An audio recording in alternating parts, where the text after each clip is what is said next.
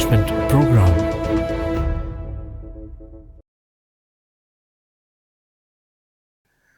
പ്രിയപ്പെട്ടവരെ, നമസ്തേ. Raise of life എന്ന പേരിൽ ഞങ്ങൾ സംപ്രേഷണം ചെയ്യുന്ന ഈ ലഘു പ്രഭാഷണ പരിപാടി ഏകദേശം 30 ആഴ്ചകൾ പിന്നിട്ടിരിക്കുകയാണ്. പതിവിന് വിരുദ്ധമായി പ്രഭാഷണത്തിന് പകരം ഒരു സംഭാഷണമായാലോ? നമ്മുടെ രാഷ്ട്രീയ സാമൂഹിക രംഗങ്ങളിൽ വിരാജിക്കുന്ന പ്രശസ്തരായ ചില വ്യക്തികളെ നമ്മുടെ വിദ്യാർത്ഥികൾക്കൊന്ന് പരിചയപ്പെടുത്തി കൊടുക്കണം എന്ന് ഞങ്ങൾ കരുതുന്നു. അങ്ങനെ പ്രശസ്തരായ ഏതാനും വ്യക്തികളെ ഇൻ്റർവ്യൂ ചെയ്യുന്ന ഒരു പരിപാടി കൂടി ഞങ്ങൾ തുടങ്ങുകയാണ്. നോ യുവർ ലീഡർ എന്ന പേരിൽ. ഈ ആഴ്ച ഞങ്ങൾ പരിചയപ്പെടുത്തുന്നത് ശ്രീ രാജീവ് ചന്ദ്രശേഖറിനെയാണ്. അടുത്ത ആഴ്ച പന്ന്യൻ രവീന്ദ്രനെ, അതിൻ്റെ അടുത്ത ആഴ്ച ഡോക്ടർ ശശി തരൂറിനെ, പിന്നീട് ഓർത്തഡോക്സ് തിയോളജിക്കൽ സെമിനാരിയുടെ പ്രിൻസിപ്പലായി റിട്ടയർ ചെയ്ത ഡോക്ടർ KM ജോർജിനെ, ഇങ്ങനെ കുറേ വ്യക്തികളെ പരിചയപ്പെടുത്തണമെന്ന് ഞങ്ങൾ വിചാരിക്കുന്നു. ഒരു വിദ്യാർത്ഥിയായിരിക്കും ഈ വ്യക്തികളെ ഇൻ്റർവ്യൂ ചെയ്യുന്നത്. അതുകൊണ്ട് തന്നെ ചോദ്യങ്ങളെല്ലാം വിദ്യാർത്ഥികളുടെ മനസ്സിൽ നിന്നും പൊന്തി വരുന്നവയായിരിക്കും. അവർക്ക് ചോദിക്കേണ്ട ചോദ്യങ്ങൾ ചോദിക്കാം, അതിനുള്ള മറുപടികൾ അവർ പറയും. പുതിയ തലമുറയ്ക്ക് നൽകേണ്ടുന്ന മാർഗോപദേശം അവർ നൽകുകയും ചെയ്യും. അങ്ങനെ ഒരു പരിപാടി കൂടി ഞങ്ങൾ ഇതിൽ തുന്നിച്ചേർത്തിരിക്കുകയാണ്. ഈ ആഴ്ച ആദ്യം ഈ സംഭാഷണത്തിൽ പങ്കെടുക്കുന്നത് Shri Rajeev ചന്ദ്രശേഖറാണ്.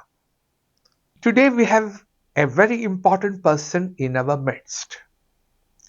He is Rajeev Chandrasekhar, a dynamic Indian politician, technocrat, and an entrepreneur.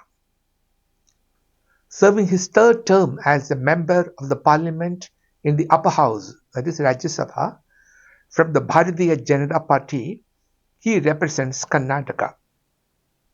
His unwavering commitment to critical issues has made him a prominent voice in the corridors of power. Sri Rajeev Chandrasekhar's relentless pursuit of justice extends beyond parliamentary debates. He has actively approached courts to champion causes close to his heart, such as securing voting rights for members of the armed forces and challenging Section 66A of the IT Act. As a digital crusader, Rajeev is widely recognized for his expertise in technology, internet policies, and consumer rights. His advocacy for net neutrality, spectrum allocation, and cybersecurity has shaped India's digital landscape. His passion for electoral reforms resulted in the right to vote for armed forces personnel during their postings. Beyond politics, Rajeev's philanthropic endeavors and support for veterans and their families have earned him accolades. His legacy as a change maker continues to inspire generations, proving that action, not just words, drives progress. Today, Ms. Gia Stephen, our manager of systems delivery, is all set to interview Sri Rajeev. Let's know him a little more closely. Good morning, sir. Morning. Welcome to Bhaavika. As said, Bhaavika is a program that helps students to build life skills and confidence, and in a way to develop to their full potential. Put it simply, it is to develop the students' 21st century life skills. So right now we have 10,000 students across Kerala. Since our students are really young, I frame the question in such a way that from their standpoint of view. Thank you, Jay. Thank you. And sir, what I really want to have the discussion based on your professional side, the ministry you are dealing with, because I'm a big time fan of yours. Okay. I always follow your policy decisions and everything. Please, when you come next time you come to Trivandrum, do spare us some time. I really love to do that. Fine, I will certainly. Thank you. Thank you so much, sir. And sir, as said, this was my first interview, and based on your report given to my boss, I will get the go-ahead signal to conduct Okay. any interview No, further. no, don't worry. We'll have a nice, good conversation today. Thank you, sir. Sir, I tried to read your profile, but I couldn't find anything regarding your childhood or anything related to your schooling, Hmm. colleging. So, can you start with your childhood? Where were you born? Do you have any siblings? Yeah. So, yeah, I'm a son of an Air Force officer. Yeah. My father was an Air Force officer, and he was a flyer and involved in the '62 war and the '65 war, and he was a pilot. And as is the case in families in the Air Force, the parents stay far away from normal towns and small, big towns. So therefore, when I was born in my grandparents' house, and my grandparents, my grandfather used to live in Ahmedabad. He was in Gujarat. People are always very surprised by that. But he moved to Ahmedabad as a young child to find a job, and by 1947 he was the Gujarati Kerala Samajam president. C.V. Raman Nair was my grandfather's name, and I was born there. But because my father and mother were stationed in the northeast, in a very remote area, my early schooling was done in Thrissur. Hmm. My grandfather had moved back from Ahmedabad to Kerala, a small village called Kondayur in Thrissur district. And so I was admitted to a boarding school called St. Paul's High School, Kuriachara, where I spent about 2 years as a 4.5-year-old child in boarding. Oh. So I was a very young boarder, and I visited the school recently after 52 odd years, and met some of the caregivers. Those young girls used to look after boarding school students who are now, of course, older ladies. But they all came to receive me and welcome me, and it was obviously a very moving moment. But that is my background. I am a child of an Air Force officer, and therefore I have never stayed in one school excepting for Kuriachara for more than 1 year. Oh. So my 12 standards of schooling I have spent in about 10 different schools, Oh. all Kendriya Vidyalayas, all central schools, north, south, east, west, everywhere I've attended schools. So one of the great regrets in my life is that when all of you talk about school friends, I don't really have any school friends because you never stayed in any place to have make school friends. But that is a different life and a different type of living, a different type of childhood. So that is my childhood. I have a sister, younger sister, who's in the US with her family, and my parents are in Bangalore. They're settled in Okay. Bangalore. So, what was it like to change the multiple schools? Was that a tedious process to you, or did you like it in No, some as a way? child, you don't. And those days, we accepted it. It was not something that you complained about or you felt was anything different, because you lived amongst other people in the Air Force and the Army who were all doing the same thing. Okay. So it was not something special. And my father is a person who was a very committed person in terms of serving the country, and you learned all those values from him. And these type of difficulties were not difficulties. We never saw it as difficulties. Now, of course, when I see my childhood and compare it to maybe my children and other children, it seems a little bit more difficult. But those days, I didn't feel that was anything very out of the ordinary. So you try to make the best out of it. Yeah. Exactly. Okay, so most Malayali Mm. parents they try to instill their roots like Malayali roots. It is made mandatory that you should be with the roots, Mm. and like my parents. When it's my summer vacation, they would bring me to my grandparents' house. It is Yes. very mandatory for every The same Malayalam. here also. So Yes, every it's year I used to spend my summer vacation in Kondayur. okay. Kondayur is a small village on the bank of river Bharatapura, next to a slightly bigger town called Deshamangalam. And every summer we used to land up there, spend my summer vacation with my grandparents. C.V. Raman Nair was my grandfather, and Unyatal Sridevi Amma was my grandmother. We Okay. used to spend time there. Do you have any vivid memory of your childhood? Oh yes, I remember. I have many memories. I spent a lot of time in that house.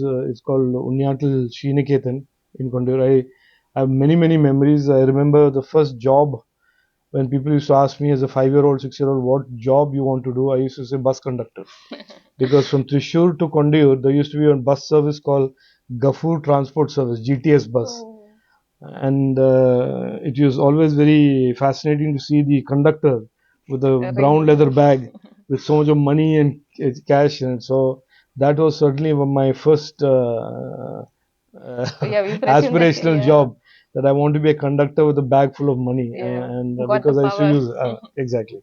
So no, I have a lot of memories there. There was a beautiful Subramaniam temple, small temple where we used to go regularly, and there was a Devi small temple next to the river that my grandmother used to take me. I learned my prayers from my grandmother there. Okay. So there is a lot of time I spent with my grandparents during my childhood. I spent more time with my grandparents than I spent with my own parents. So yes, a lot of memories. So, as a big brother, were you more like fighting over every single thing with your sister, or you're more Not like, really, because we were not that much time together. oh, Yeah, and then I moved to boarding school. Then I came out. Then I was in Kendra Vidyalaya, and then I moved to college.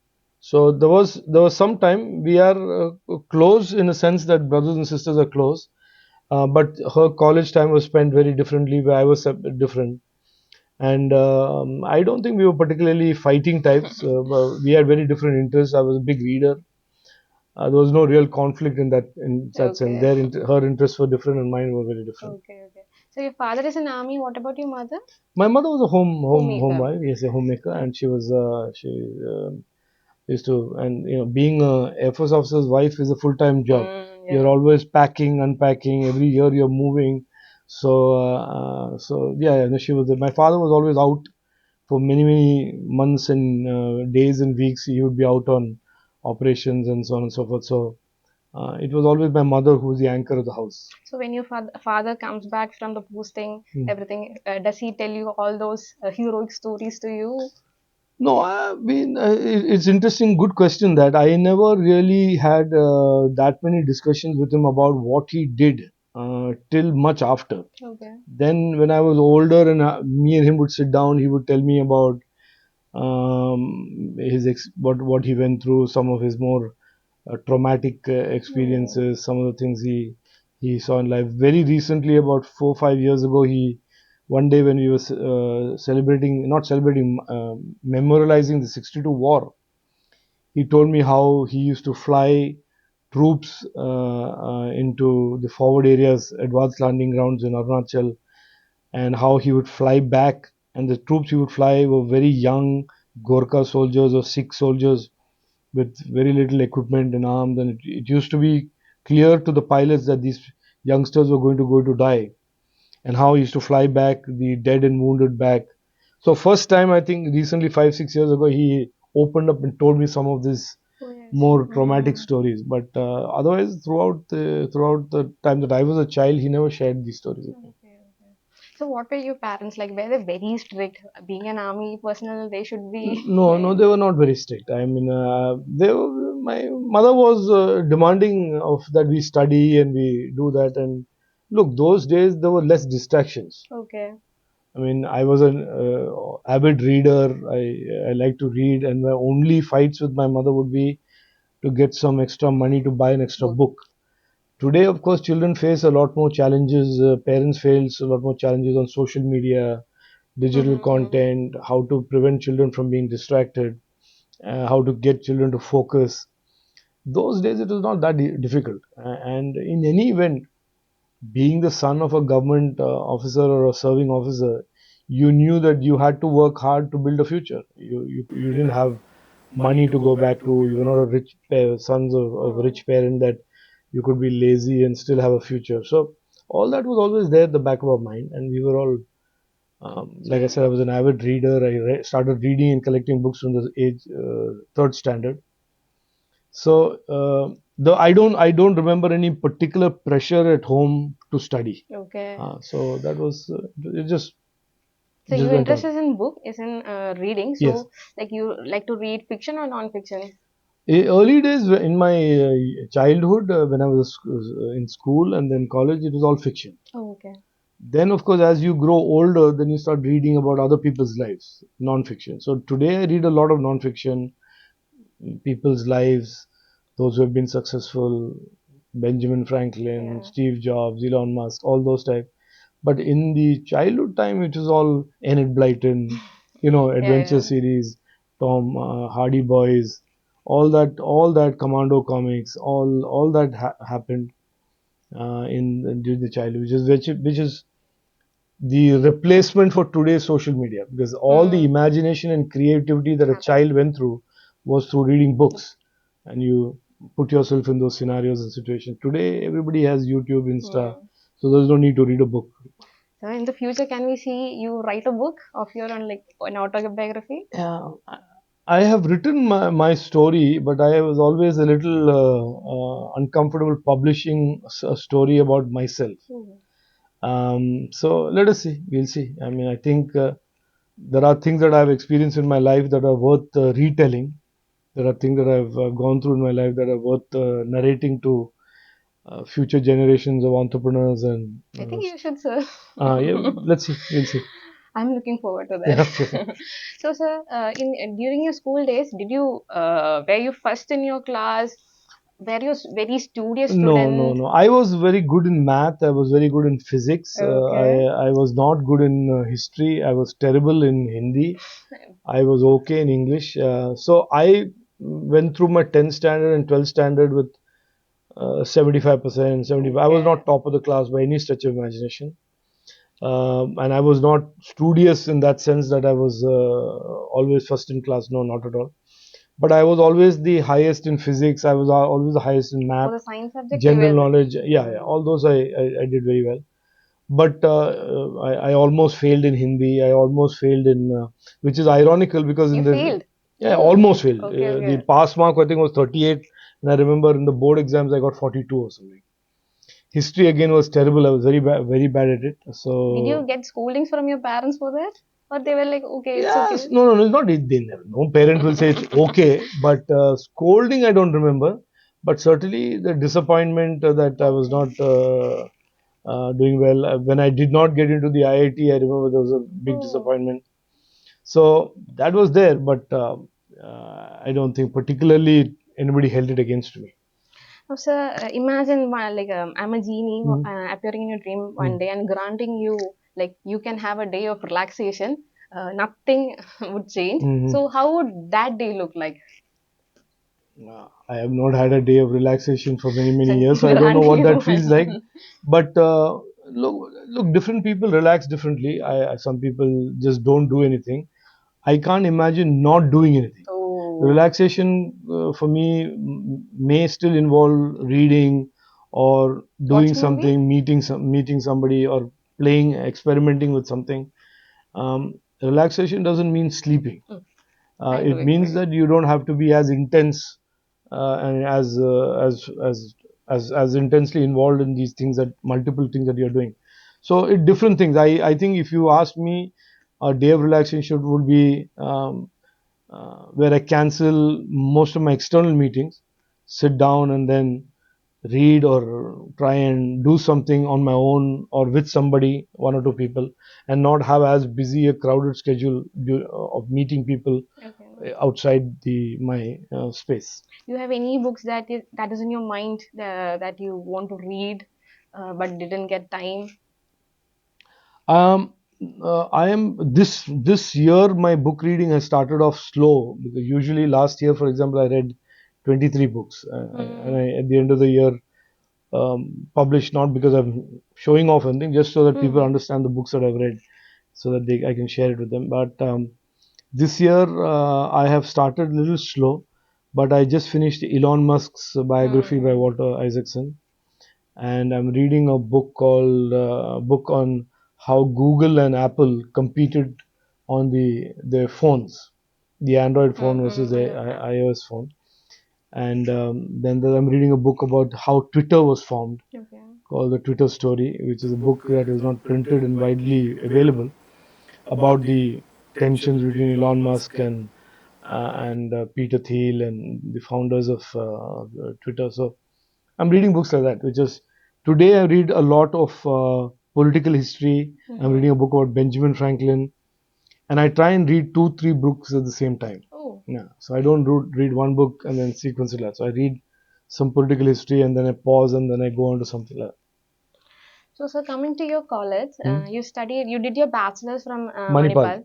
Yes. So, since you are now in politics, Hmm. were you interested in political activities No, back no, no, then? not at all. You Not were at all. not even in the No, students' no. union. I only remember one political incident during my college time, which was when a group of us was invited to go do campaigning for the then candidate Oscar Fernandez. Oh, Oscar Fernandez used to be a MP locally, and after Indira Gandhi ji was assassinated, there was an election where Rajiv Gandhi stood for prime minister, and I remember going where they mobilized students, and they I think gave us five rupees each or ten rupees each, and put us in a matador van, and we had to go campaigning, and they gave us food at night to eat, and that is my limited experience. And I remember that when I met Oscar Fernandez back after so many years, I told him the story, and he was obviously very astounded because I was on the opposite side. I was the opposition. He was in the Congress government at that time, the UPA. So he was fairly amused to hear the story that my political beginnings was about campaigning for him. sir, I had a hard time guessing your age. Hmm. I had to look into the Wikipedia what your exact age 59. is. I'm Yeah, yeah. 59 years old, So, 1964. given your youthful look and your charisma, did you have a college crush or something? College, I mean, there are many. I mean, everybody has some stories in college, but Manipal Institute of Technology, the whole college was an engineering college, as you know. And in those days, there were very few girls who entered college. Oh. So, I mean, I think that was the least of our distractions. Our distractions were getting into fights and ragging, being a victim of ragging or protecting people from ragging. So, academic institutions those days were very different from today's academic institutions, except for maybe Kerala, where all that still continues. So, engineering in engineering colleges in those days, unlike today, I went back to Manipal recently and I see girls and young ladies doing so well Yeah. in cutting edge work, artificial intelligence, robotics, electronics. So those days that was a bit out of the way for Girls. girls. And girls used to be mainly in the medical college, Kasturba Medical College. Even when I was in started doing my engineering, there were so many people who told me not to take mechanical engineering. Because it's not a Yeah. girl. That is all being changed, by the way. I'll give you an example. In skilling, there's a program for plumbing. Oh. Plumbing, there's a whole series of job roles in plumbing. It used to be a conventional wisdom that only men or boys do plumbing skills. Actually, one of the largest, fastest growing segments where girls are taking up skilling is plumbing. Plumbing. And I try to understand why suddenly girls are doing skilling for plumbing skilling. Turns out there are many, many jobs for plumbing sales, Oh, for that they for have. plumbing companies, the fixtures. And so a lot of girls have discovered that a very good qualification is to learn about plumbing To get it. so that you get become better at sales and Yeah, better yeah, at yeah, yeah. marketing. Understood. Okay, sir. You have a very strong interest for the well-being of military troops.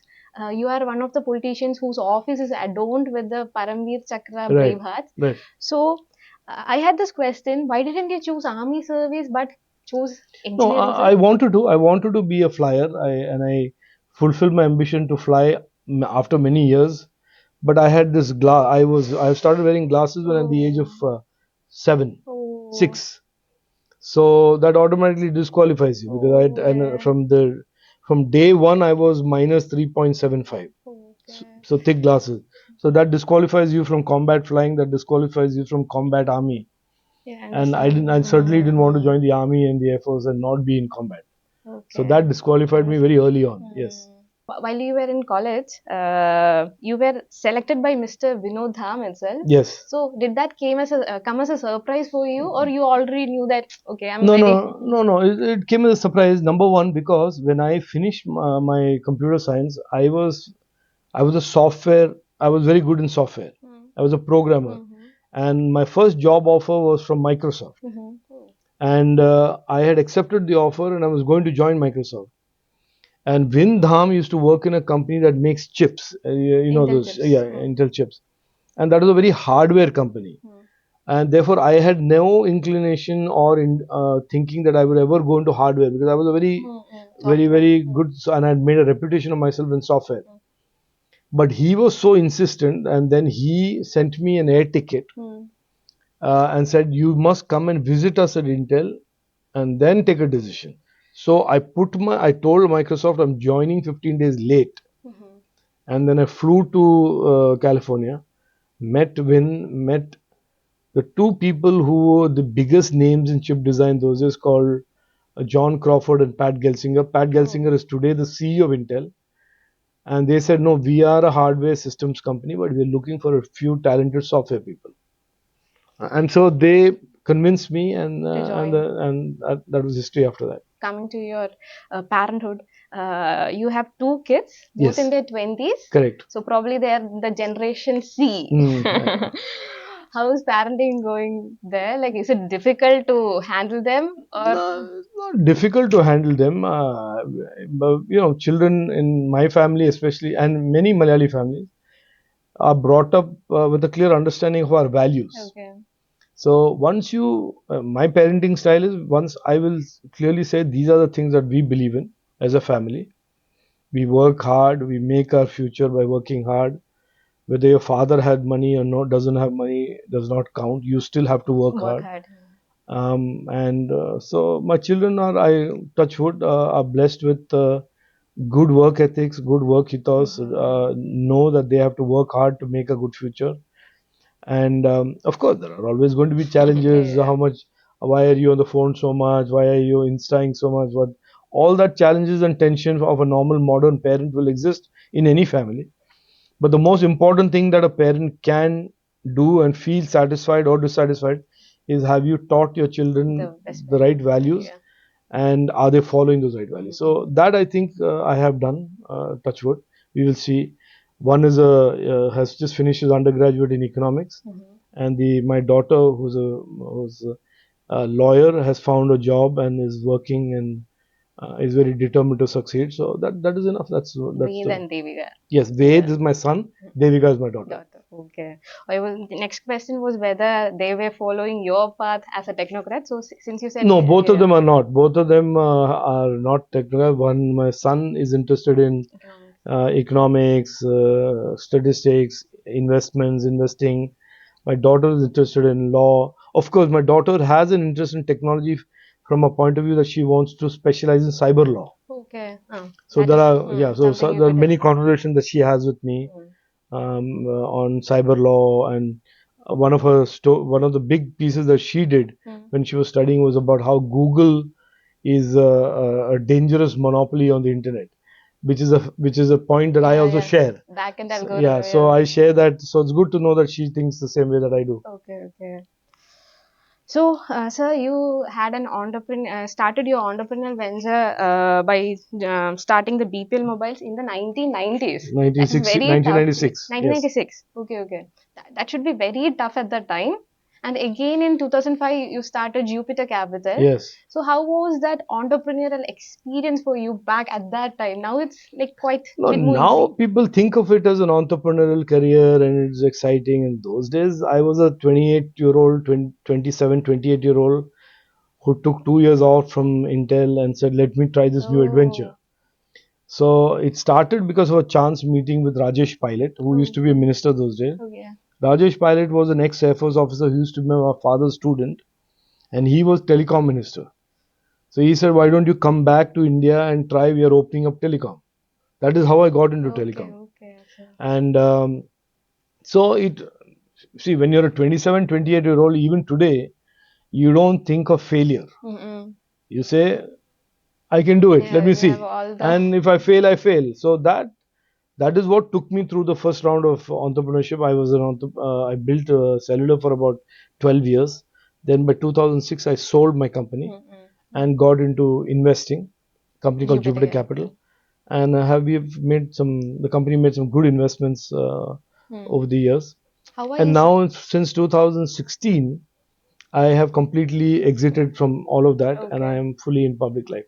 So next, coming to your political career, what actually inspired you to enter politics? It was a fluke. It was not. First of all, I have always been interested in national service, being a Oh son yes. of an Air Force officer. So that was always there in my background, and I was always involved in things like Kargil War, helping the Jawans, sending them telecommunication equipment, all that. That was always there in the background. In 2006, when I had sold my company and I was taking a break, somebody came home one day and totally by fluke, it was an afternoon. I was watching a movie and said, "If you're not doing anything, come with me. I'll take you to meet Devagoda." Okay. And ordinarily, I would have said no. But that day, for some reason, I said, "Okay, let me come with you." And I went and met Devagoda, who used to be, who still was a former prime minister and is a big leader in Karnataka. And his party and the BJP had just formed a government in Karnataka. So he looked at me. I was meeting for the first time, and he said, looked at my face, and he said, "Have you ever thought of politics?" I said, "No, I've never thought of politics, and except for to fight with politicians, or others, I've never thought of politics." And then he said, "I think you should try, and I am willing to support you if you for this fourth Rajya Sabha seat, or the four seats, Mm-hmm. if you get the BJP support." So then I said, "Okay, let me try this." And I thought this will be a one-term Thing, experience, yeah. and I still remember the day I was sworn in. There were two lady MPs. One was a Marxist MP and one was a Congress MP. Both lady MPs loudly saying, "Oh, here comes another businessman into Parliament." Loudly saying that he will fail. And so that day I determined, and I've said this story elsewhere, that I will surprise them, that I can be successful. So I like challenges. I like people challenging me. And 2 years after that, I broke the 2G scam. Hmm. And then I decided that I can make an impact in politics, and I decided to continue. Okay. So, coming to next skill, reports suggest that majority of the engineers are unemployable. What modification should be made to skill them, in engineers in particular, and the general youth? Yeah, today the workforce that we know, the people who absorbed talent, has changed.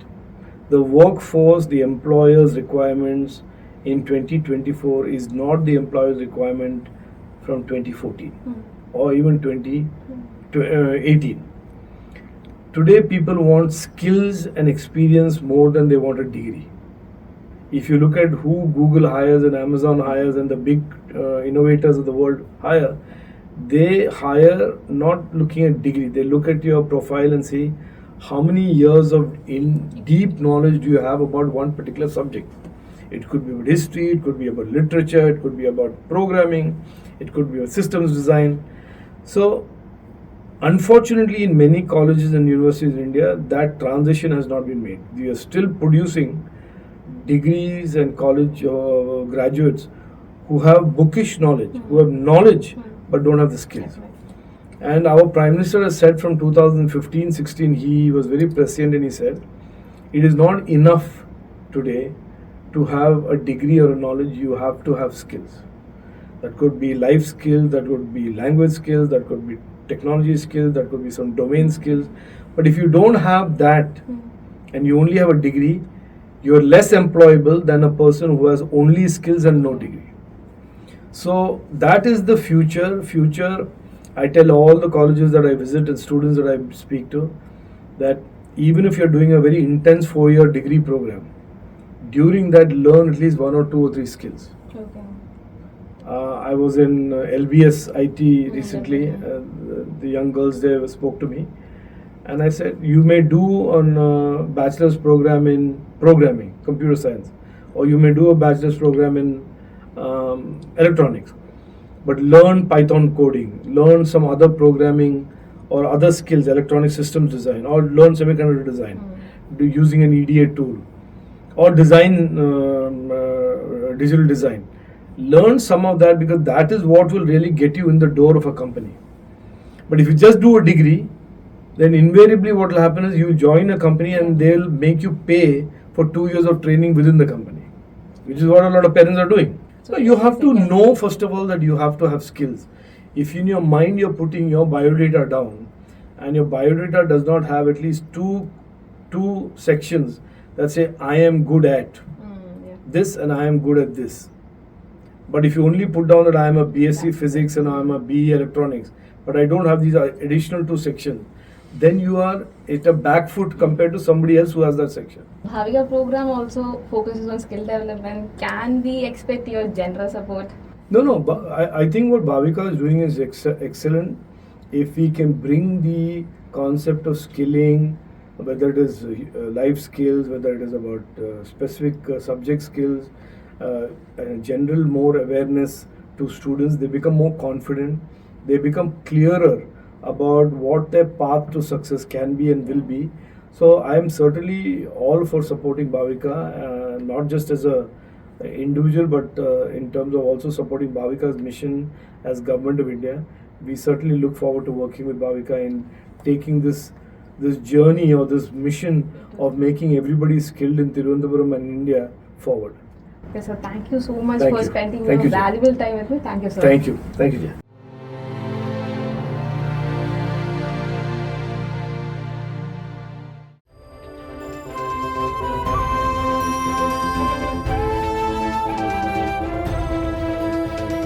Bhavika, a student enrichment program.